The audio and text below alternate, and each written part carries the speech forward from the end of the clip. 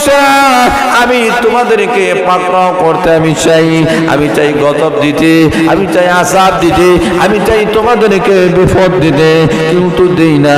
কারণ হলো তুমি না আমার প্রশংসা করো। জোরে বলেন ঠিক না বেঠিক? আরে বান্দা বান্দেরা, যতই তোমরা আল্লাহর প্রশংসা করবা ততই আল্লাহর রাগ, আল্লাহর গুসা, আল্লাহর অভিমান ভেঙে যাবে।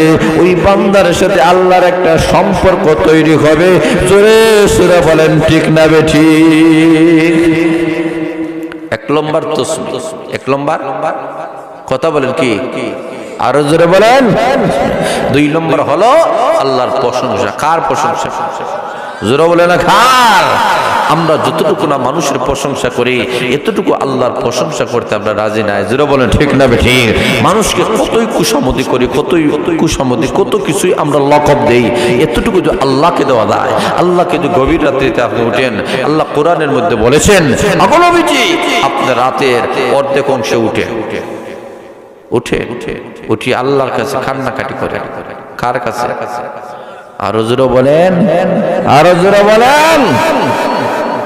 আল্লাহর কাছে উঠিয়া কান্নাকাটি করে, আল্লাহ আপনি গফফার, আপনি গফুর, আপনি সাত্তার,